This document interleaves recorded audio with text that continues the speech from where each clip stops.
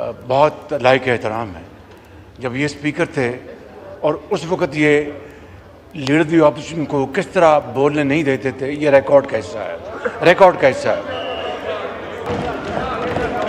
دیکھیں میاں صاحب نے بات کی ہے.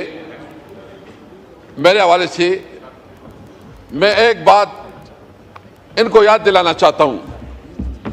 سب سے پہلے تو یہ کہ اسپیکر صاحب آپ سے ریکویسٹ یہ ہے کہ وہ پورا ریکارڈ نکالے جس میں میاں صاحب جو ہے نا 8 گھنٹے تقریر کرتے تھے. 8 گھنٹے تقریر کرتے تھے. 2 دن تقریر ہوتی تھی.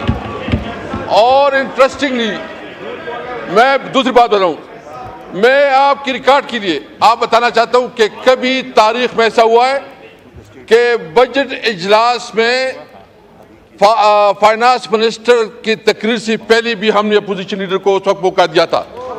آپ دیکھیں خورشید شاہ صاحب ادھر, خورشید شاہ صاحب بیٹھے ہیں. خورشید شاہ صاحب میرے پاس آئے, انہوں نے کہا کہ میاں صاحب 1-2 منٹ کی بات کرنا. ابھی کبھی ہوا نہیں ہے کہ فائنانس منسٹر جب بجٹ پیش کرے اس سے پہلے بھی میں نے موقع دیا ہے. میں نے رولز اس کے لیے, اور اس وقت بھی جس طرح ریکارڈ ہے, میں چیلنج کرتا ہوں اسپیکر صاحب آپ پورا ریکارڈ نکالیں. اور پھر لڑائی ہوتی تھی. خواجہ آصف صاحب اپنا گھنٹے تقریر کرتا تھا, شاید خاقانہ سے اپنا گھنٹے تقریر کرتا تھا, اور پھر جو ہے نا ان کے آپس میں ایک اور بھی سلسلہ چلتا. جتنا یعنی ہم نے بجٹ میں 84 آور 84 گھنٹے بجٹ سپیچز کرائی ہے جو تاریخ کا حصہ ہے. میں بتانا چاہتا ہوں جی 2 گھنٹے. اور انٹرسٹنگ بھی اس وقت لائیو چلتا تھا. میاں صاحب لائیو تقریر کرتے تھے. ابھی تو کیمرے بند ہیں, کوئی لائیو ہمارا نہیں چلتا. فرق ہوتا ہے. ہم نے اس وقت جرات کی, ہم لائیو چلایا کرتے تھے. ابھی ہمارا ابھی ادھر فرشتے بیٹھے ہیں. شرم کی بات ہے کہ اس پارلیمنٹ میں بھی اس وقت سینسرشپ ہے. پارلیمنٹ جو ہے نا صرف ایک ڈیبیٹنگ سوسائٹی بن گئی ہے, اور نہ اس پارلیمنٹ کی کوئی عزت رہی ہے, اور نہ مجھے بتائے کہ آپ میں ایک پرائم منسٹر صاحب بیٹھے ہیں, مجھے بتائے اس پارلیمنٹ کو آپ کدھر رکھتے ہیں. آپ کی رولز ہے کہ جب کسی ایم این اے کو گرفتار کرنا ہوتا ہے تو اسپیکر سے اجازت لینی ہوتی ہے. آپ اپوزیشن لیڈر کے گھر پہ چھاپا مارتے ہیں, اسپیکر کو کوئی نوٹس میں نہیں لاتا. آپ ایم این اے کو ہراساں کرتے ہیں, اسپیکر کوئی نوٹس میں نہیں لاتا. اور آپ کے پارلیمنٹ, آپ کی سینئر پارلیمنٹیرین جاتے جیل میں ملاقات نہیں کرنے دیتی. اور جس طرح اس کا استحصال ہوتا ہے, جس طرح پریویلیج بریک ہوتی ہے, وہ بھی مثال نہیں ملتی. اسپیکر صاحب آپ کی ذمہ داری ہے. یار شمع کو بات آپ شمع آتی ہے, وہ اندھیرا نظر نہیں آتا تو آ جائے گا نا آخر میں. شمع بھی آ جائے گی. شمع ہی آتی ہے نظر آپ کو, اور کچھ نہیں نظر آتا. وہاں وہ کھمبے لگے ہوئے وہ نظر نہیں آتے, شمع نظر آتی ہے آپ کو.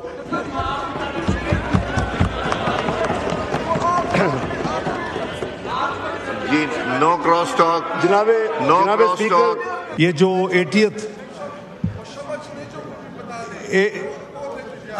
ان کو کہتا صبر کر لے, سب کچھ بتا دیں گے. اگر آپ وہ جو بات جو کرنے آئے ہیں, جو آپ لوگوں کے سوالات یہ نئی روایات قائم نہ کریں کے اوپر UN جنرل وہی بات نئی روایات قائم نہ کریں. میری بات سنیں, مجھے فلور دیا ہوا ہے, میں ان کی بات ہمیشہ سنتا ہوں. یہ میری بات سنیں مہربانی کر کے. آپ کو سب پتہ چل جائے گا, آپ صبر کریں ذرا. جب اس کی باری آئے گی تو اس میں بھی پتہ چل جائے گا, کوئی مسئلہ نہیں ہے. تو جو UN جنرل اسمبلی کا جو 80th سیشن تھا جناب اسپیکر, وہ پرائم منسٹر صاحب نے, میں سمجھتا ہوں کہ قوم کی بھرپور نمائندگی کی, اور انہوں نے جہاں کشمیر کا مسئلہ اٹھایا وہاں فلسطین کا مسئلہ بھی اٹھایا.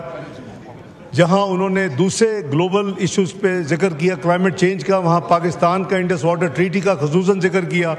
اور یہ بڑی تفصیل کے ساتھ انہوں نے پاکستان کی نمائندگی کی. اور جب وہ سیشن انہوں نے تقریر ختم کی تو سب سے پہلے فلسطین کے جو وہاں نمائندگی تھی, اور جو ان کے اپنا صدر اور وزیر اعظم کے بہاف پہ تھے لوگ, وہ The proceedings of the house are suspend کر دوں اس لیے پلیز بات کرنے دیں. ایک امپورٹنٹ ایشو پہ ہو رہا ہے. میں پھر پروسیڈنگز بند کر کے منڈے پہ لے جاؤں گا سیشن. ایک امپورٹنٹ ایشو ہے, فلسطین ہے, یہ ساری چیزیں اس کو کریں پلیز سنیں. جی تو میں گزارش کر رہا تھا کہ وہاں اسرائیل کو بائی نیم کرٹیسائز کیا گیا. کوئی نئی بات نہیں ہے, تقریر سن بھی لیا کریں. صرف آپ ایک مفروضے کے طور پہ نہ جایا کریں. ابھی آپ دوبارہ چلے جائیں گوگل پہ تو آپ کی تقریر مل جائے گی. تو اسرائیل کو بائی نیم کنڈیمڈ کیا گیا. تو یہ صرف یہاں میں معاملہ یہاں میں سارا جواب دیتا ہوں جی, میں کہ مجھے صرف ٹائم دے دیں مہربانی کر کے صبر سے. تو یہ جو ان کی نمائندگی تھی وہ آپ کے سامنے ہے, ریکارڈ پہ ہے. سب سے زیادہ دیکھی جانے والی تقریر وہ ہے, یعنی 24 گھنٹے میں 1 ملین سے زیادہ لوگ اس کو دیکھ چکے تھے. اور جو نیکسٹ تھی وہ 300,000 کے قریب تھی پریزیڈنٹ ٹرمپ کی.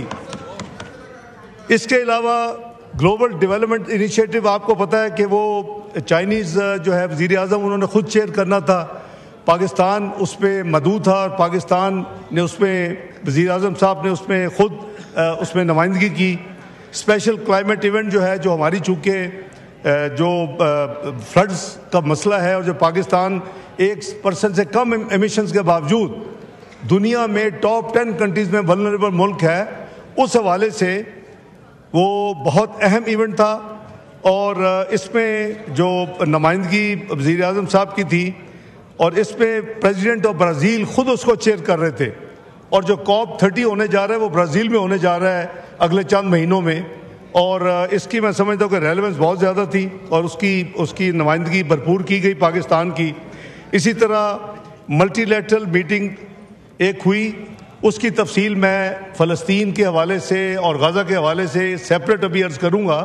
لیکن وہ جانے سے پہلے یہ بات ہوئی کہ UNGA تو ہونا ہے, ہر سال ہوتا ہے, اب بھی ہوگا, 80واں ہو رہا ہے. یونائٹڈ نیشن فیل ہو چکا ہے غزہ میں خون بندی کرانے کے لیے. یورپین یونین فیل ہو چکا ہے وہاں خون بہانے کو ختم کرنے کے لیے. عرب ممالک فیل ہو چکے ہیں وہاں خون بند کروانے کے لیے. Have a heart.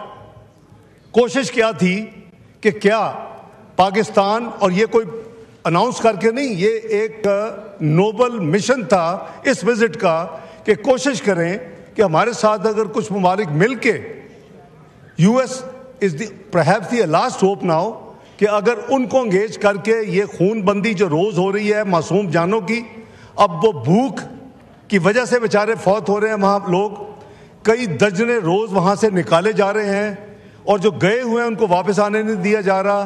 Waste bank کو ہڑپ کرنے کا پلان ہے. تو اس کے لیے ایک پلان تھا کہ کچھ ممالک اگر مل کے, تو جو پریزیڈنٹ ٹرمپ ہیں US کے, ان کو انگیج کر کے ان کو انوالو کریں کہ بھئی یہ اس وقت سب سے زیادہ تکلیف دہ مسئلہ یہ ہے فلسطین کا.